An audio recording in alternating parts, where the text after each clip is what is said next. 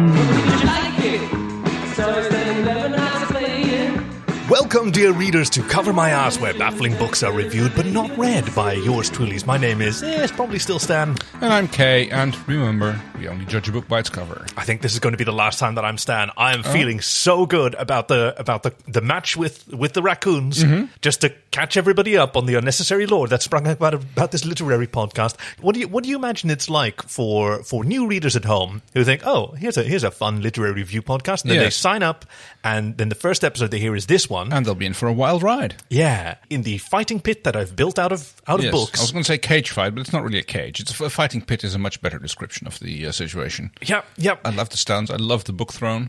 Yes, where you will be judging the match, which is about to begin. Now, I wonder if I can get one more round of practice in with you before I face off against the 3 raccoons, potentially in a trench coat, for the mayorship of this book village that I've built. Wow. Yes, which the fighting pit is the Grand Central Square of, as far as I can see now. I sort of excavated. I mean, there was a public school here, but no students. So, no, that's fine. And like I see, you dug the law books out and you used it to make the walls on from. So it looks good. It's like it's half pit, half wall, and it's a good.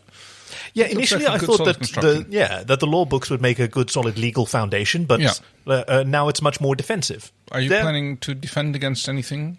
Well, hopefully my reign once it begins. Good. Oh, do we have another contender? Oh, I think she's just like mousing around. Well, not that she could catch a mouse or a bookworm if you tried, but...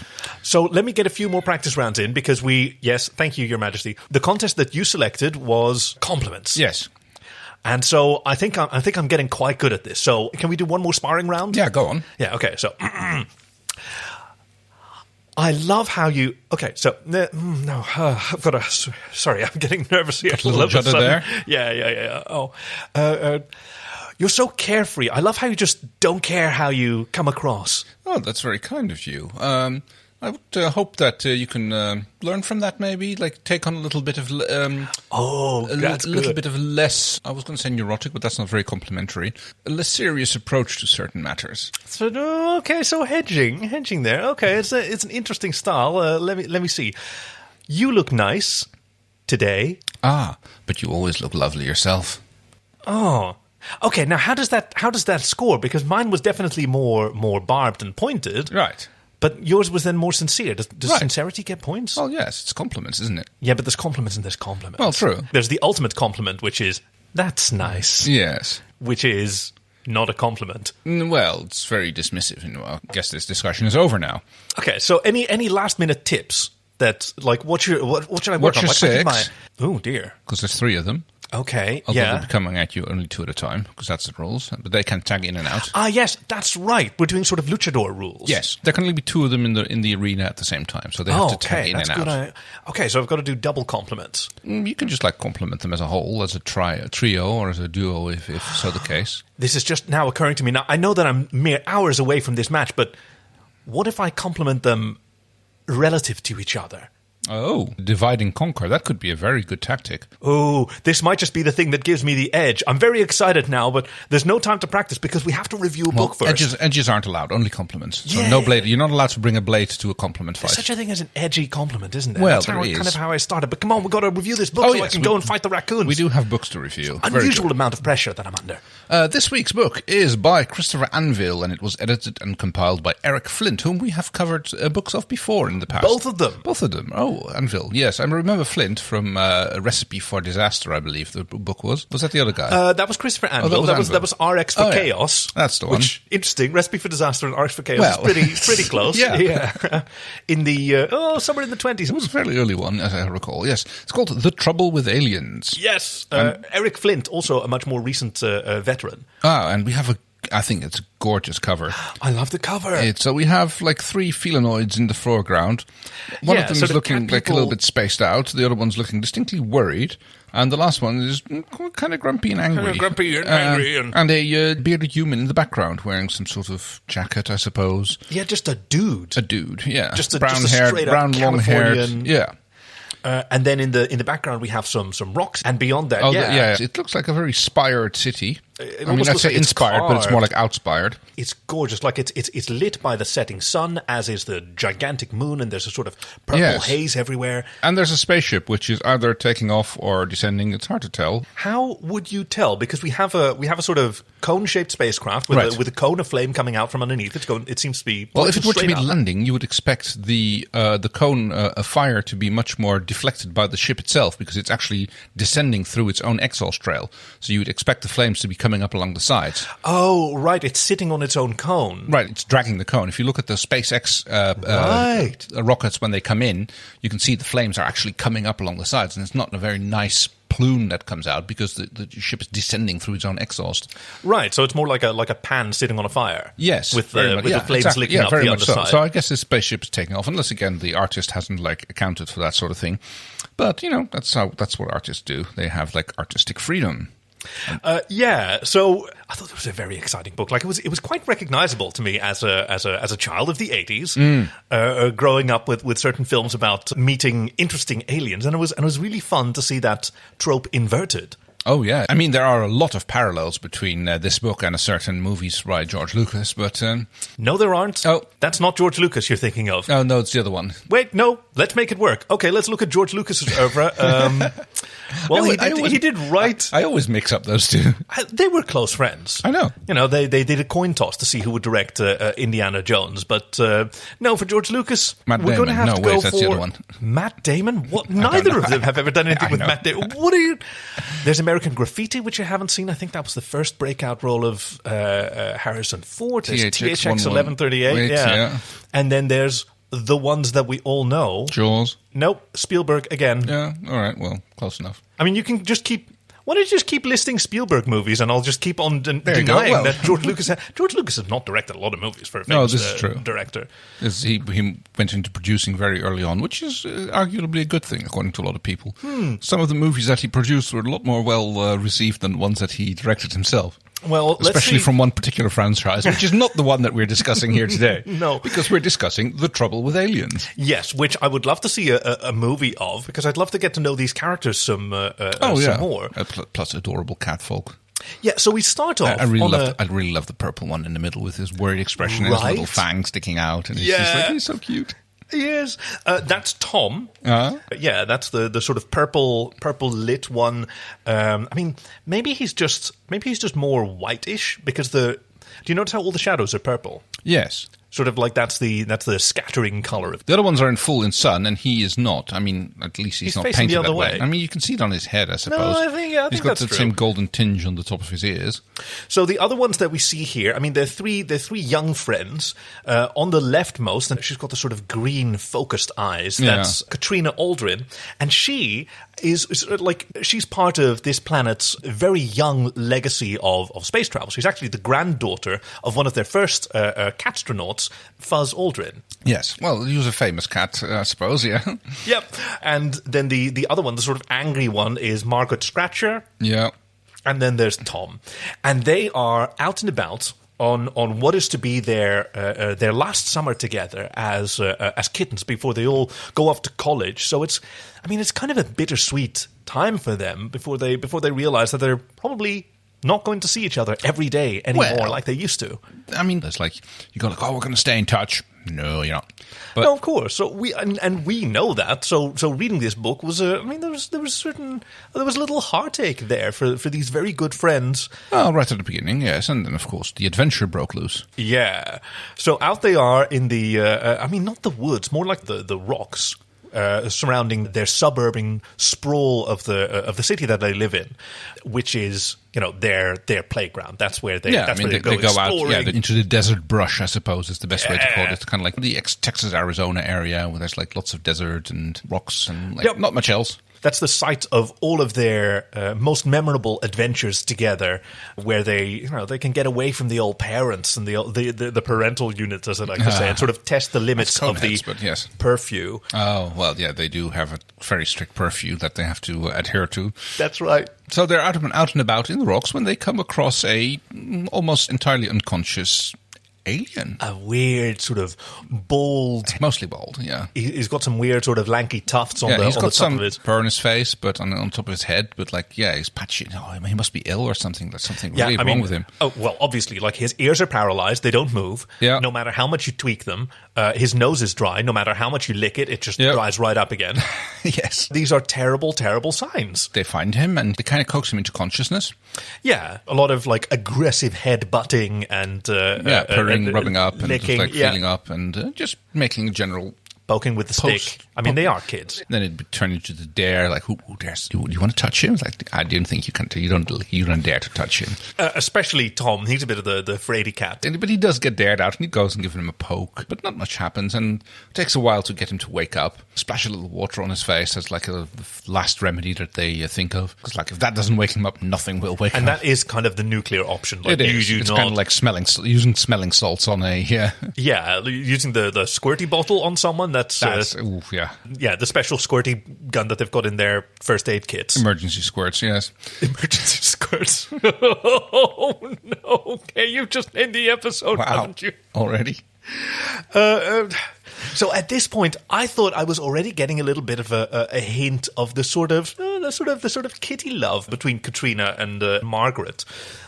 Katrina, the more adventurous, Margaret, the sort of recalcitrant, grumpy. No, this is stupid. We shouldn't be wasting our time with this. He's lame, and we should just get rid of him. We shouldn't even be here. We shouldn't be touching him. Maybe he has some disease or anything. The sensible one, but it's Katrina loves to show off for Margaret, and Margaret really she overcomes her good sense because she wants to hang out with Katrina. Yeah, so they bundle him up and take him home with them. They bring him to Tom's house because his parents are the least involved. Yeah, having gone through a recent separation, it's just him and his dad, Pernest. Yeah, Tom Pernest. The importance of being Pernest. Yeah, exactly. Tom Hemingway, his name is, so that would make his dad... Pernest Hemingway. There you go. There you go. Who is one of those hyper permissive, insecure parents who just wants to be loved by his son and hopes to want to be their kid's best friend, basically. Yeah, giving him lots and lots of space, hoping that'll help him bolster his courage. So yeah, he's the easiest pushover for the gang of three. Hide him in Tom's bedroom in the closet. Yeah. Well, I mean, yeah. Oh, yeah. Seems to make sense for them.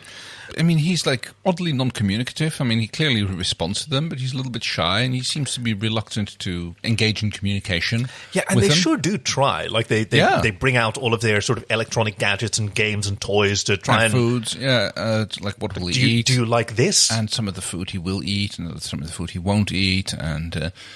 Fish seems to be the common ground. That seems to go down well. I mean, they don't do much in the way of vegetables or stuff like that in the. On the feline homeworld. Yeah, grass he's not super into. No. I mean, that's more a medicinal thing for glass, isn't it? Yeah. He seems to be wounded. Got a bad knock on the head, and he got some cuts and scrapes and stuff like that. Yeah, but they don't know what to expect from something. As Margaret points out, maybe his species is just incredibly stupid.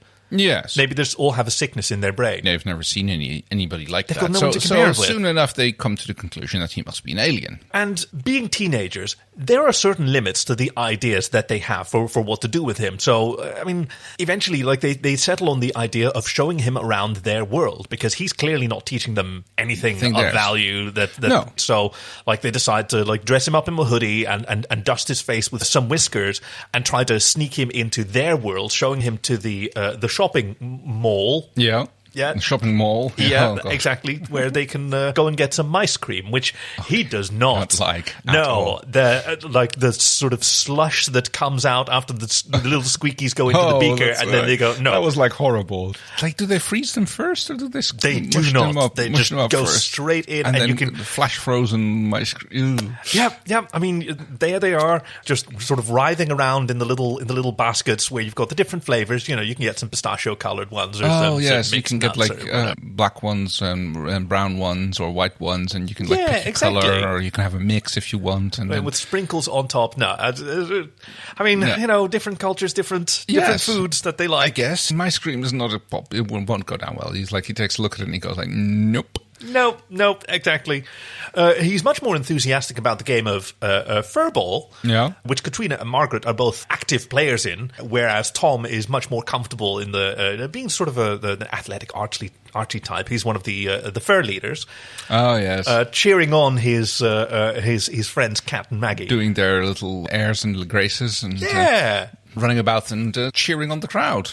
Which seems to like bring the alien a little bit out of his shell, like being exposed to all the wonders that at least teenage world has to offer on this planet. However, I mean, although his initial injuries seem to get better, he seems to be developing other symptoms, most notably lots of sneezing. A bit of runny nose, and he seems to have getting trouble breathing over time, and it doesn't just go away. And he's like, he looks terrible. I mean, at least his nose is now wet, but like not in the good way. No, and his eyes are getting puffy and red, and and he's breaking out in these weird sort of red splotches on his skin. He's always scratching himself, and he's like, they're really concluding that he is not doing well, and he's like, he seems to indicate this as well, although he's still very reluctant to communicate for some peculiar reason or the other. I mean, he's clearly observed as being intelligent. I mean, he can respond to certain stimuli. He understands maths quite well. He can help them out with their finals homework. Oh, yeah, he figures that out easily. Here, do this, do that, subtract this. Which is interesting, because he seems to know their writing script and their... well, that's all cat scratches, isn't it? It is, but he does seem to understand them, so he must be, like, sufficient intelligent level to be able to understand speech. Oh, yeah. Even feline speech. Which I found as a reader quite remarkable. Well, I mean, it's a book. Like if you said you wanted a movie adaptation, but that would be quite a challenge. He's interested not only in the homework, but particularly some of the manuals that Tom's dad Pernest has left around because of his job at Mewing Aerospace. Yes. Which has a launch base nearby. Ah, well, yes, probably why he's the junior of the group, because like he's one of those army brats who moves around with his dad wherever he has to go. Which may be why they met, being that Fuzz Aldrin, Katrina's grandfather, is a consultant for Mewing Aerospace. Well, I mean, he does have the experience for that kind of thing. So as the summer continues and they're discovering more about this increasingly ill alien, and they're running out of options for he how doesn't to get teach better. him. And their situation doesn't get any better either, because they are soon visited by a stranger that they haven't seen before, in a tie and in a trench coat. He's just around asking some questions, and like he flashes his badge. He's clearly with Claw Enforcement. Ah, yes. And he introduces himself as Detective Colombo. Colombo, yeah, Colombo. That's right. It's probably he's one of those observing types who like asks a few questions and then just looks at you and like lets you talk and just pieces it all together from how it referencing his wife that never seems to come up. He's always got a last question that he turns around and one last question. One more question. He's even got a bit of an accent. I mean, you can see from his name that he's not local. He's he's on loan via Interpol because he's actually from Scotland Yard. Wow. Yes, Scotland Yard. Yes, that's right. And he's... how much, a yard of yarn? Probably more than that. And he's in the neighborhood. I mean, he visits all of their houses. Poking his nose about, seeing what's going on. Yeah, because he has probable claws. He probably does. Like, he's investigating the, at this point, not very recent, but the sort of crash of, or the explosion that happened out in the Badlands. Yes, there was... looking for witnesses. Through a little bit of sleuthing of their own, the three kittens discovered that more of those aliens had been found, but these were dead. Yeah. And it's like in the area of that explosion, they do a little bit of going around, and it turns out that the whole area is being cordoned off by people from Scotland Yard. I thought it was quite clever how they like sneakily followed him after they stonewalled him, followed him back, and then saw this sort of isolation area that had been cordoned off. Yeah, but it's been their playground, so they know the terrain, so they know all the hiding exactly. spots. They know exactly how to get into that area without, even though it's officially cordoned off. And they see all these naked dead bodies. And it's like turns out there's several more of them. Oh yeah, they have like lots of. There's like a half dozen more of these alien types, and they take some pictures, and they get the alien PT, as they call him, standing for pink tailless.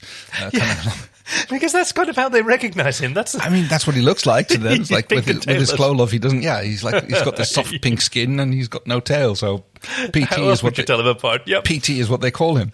And they show him around. He seems quite distressed at the sight of these dead people. Yeah, of the pictures. Some of them more than others. He seems to be splitting them up into two piles, mostly distinguished by their clothing. That like the one pile dressed in an outfit which seems to match his, like camouflage type things, and the other ones seem to be more militaristic. I guess that's also camouflage, but it's. I find it hard to tell apart, and probably the cats did as well, being unable to see color. Well, that's why camouflage works. They literally cannot tell these two piles apart. And he's like, it's obvious, and I mean, they get a little bit of talking out of him, I guess.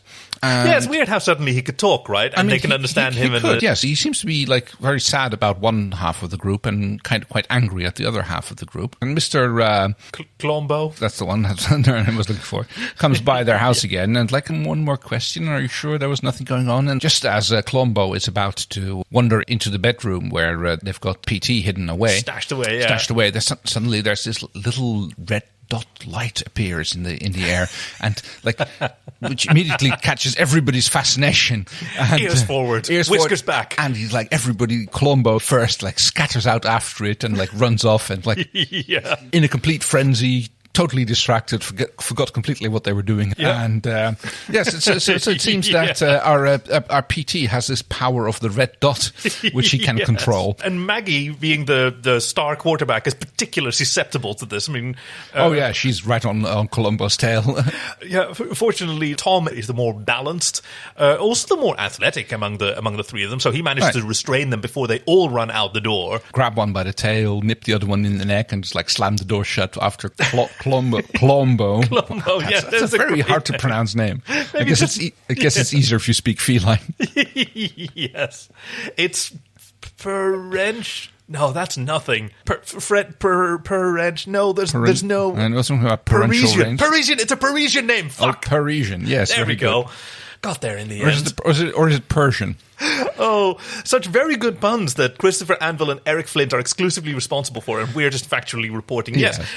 So with Colombo out of their hair, but they know that it's just he's going to come back. Solution. Like, as soon as he catches his breath and remembers what the hell he was doing, he'll probably be back because he's that kind of cat. Now they do have one escape route. Being the adventurous cats that they are, they do know that they have a secret path through the Badlands using some old catacombs.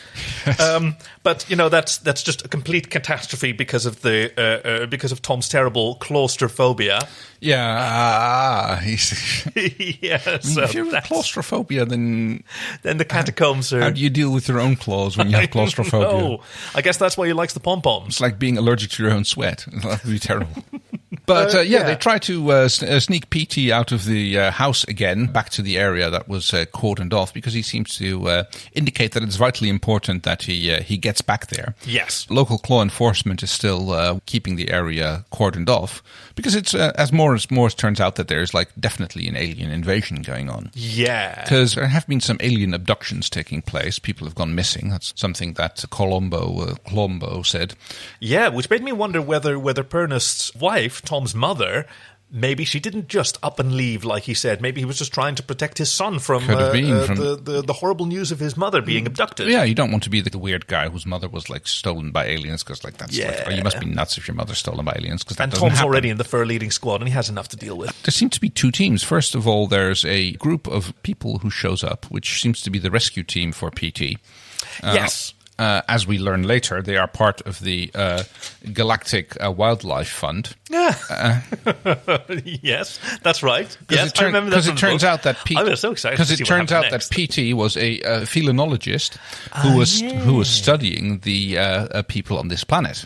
Yeah, from apparently a much more advanced alien race that was observing the more primitive... Yes, the more primitive felines in their pre-FTL technology environment. They're taking their first little paw pad steps into space, which they were actually quite suitable to. They had no problem with space sickness or anything. They were like super adaptive to zero G. Oh yeah, they do a bunch of spinning once they get up there. They still have the bone loss and stuff like everybody has to deal with. But other than that, they don't have as many bones to begin with because they're cats. They're basically slinkies. Do cats have fewer bones than humans? I mean, when you see them twist around, it certainly seems that way. Well, there's that, yes. And the other people were a bunch of alien abductors who were poaching people from this planet and trying to sell them off on the galactic pet market, slave trade market. They were basically poachers, They right? were basically literally poachers. And the rescue team is a bunch of counter-poachers who, they've noticed that he's gone incommunicado after his observation post was run over by the alien abductors. Obviously, this was very hard for everyone to figure out because, again, the cats cannot tell either of these groups' uniforms apart. No, but nor the people Columbo themselves. kind of figures it out in the end. He does a little bit of asking around, and he actually gets turned around to the kid's side after he figures out what's going on. I love that. I mean, as much as an antagonist as he initially seemed, he is on the side of right and reason and justice and yes, and once he learns the purpose of PT's presence, he goes like, okay, I understand this. Like, this is something that we're not ready for, and they'll make contact with us when we're ready. Yeah, and he also realizes, that all of this is an unfortunate diplomatic error. He wants nothing more than to leave. He didn't want to commit any crimes, and certainly he didn't harm any felines. Yes, and so he immediately can cease the persecution. Exactly. Wow. The worst crime that they can be accused of is littering. Yes. Which, among cats, is a much more serious offence than, absolutely. littering. No, it's very much frowned upon. Like, you pick up your litter or else. Exactly. And, they managed to get him back to the team of counter-poachers who whisk him away from their planet in their ship. So I guess that might be the ship that we see taking off on the front cover, although it wouldn't be with him in the foreground. And there's some tearful goodbyes. Yeah, because they've all grown thanks to knowing him. Like, Tom had to find his courage and relate to his dad, Pernest, and and Karina had to find her brain.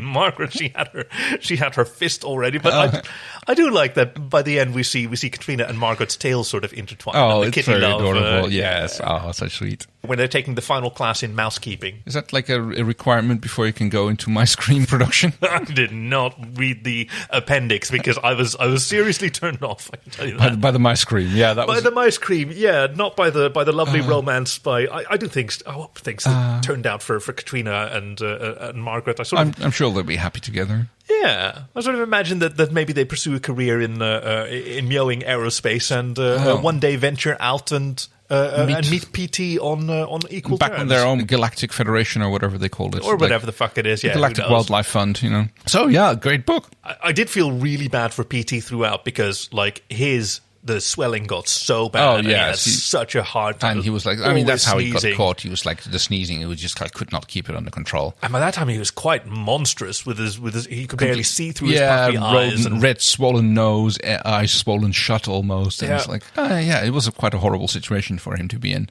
So it's a bit of a pain for a felinologist to be like that, but, So my absolute favorite scene was with the red dot, because that sort of ray gun that he's got, the sort of pen-shaped thing that he projects this red dot in space. And it's like sending them absolutely mental. It's so genius. Such a great super weapon. Every time. Even after they knew it was coming, some base reflex that kicks in and that they can't Which resist is how it. they realized that they could trust PT, because he had this power in his pocket the whole time, and he never used it on them. That's very true. What was your favorite bit? I really loved Detective Clawbow, how he really embodied the purposes of the claw enforcement, where he had to he knew that like there's like the law and there's the letter of it, but there's also doing the things that are right. The clatter of the claw. Yeah, I thought that was kind of a weird... The clatter of the claw, yes.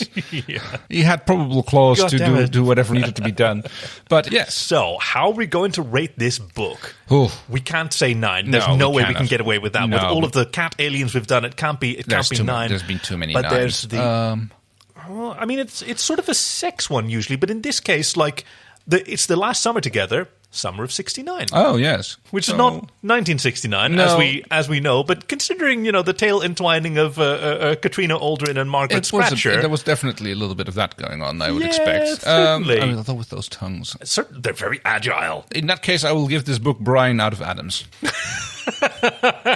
Okay. And speaking of reviews, if you look down at your podcasting device, you should be seeing the cover of today's book. Wow, I should have probably said that at the start. I don't know why that's coming up now. Maybe I'm sort of timing why. Okay. I'm so nervous about the upcoming fight with the raccoons, with Stan. Yes, but until then, if you look down at your podcasting device, you should be seeing some opportunity to leave a little review. We'd love to hear from you. We're at Cover My Arscast on Twitter. You can send cover ideas to us at covermyarscast@gmail.com if you know a baffling book that you'd like us to review but not read. But until then, what do we have in store for our readers next week? Next week's book is by Judith Vjost, Alexander and a Terrible, Horrible, No Good, Very Bad Day. That's about covers it. Thank you for joining us at Cover My Ass, where baffling books are reviewed but not read by yours truly. My name is Kaki. And I'm Kay, and remember, we only judge a book by its cover. Meow! Wow. That was a hell of a story. It was very catchy, but I think it was perfect. I mean, there's no such thing as a perfect book. Like, it's certainly in a particular category of its own. Oh, good one.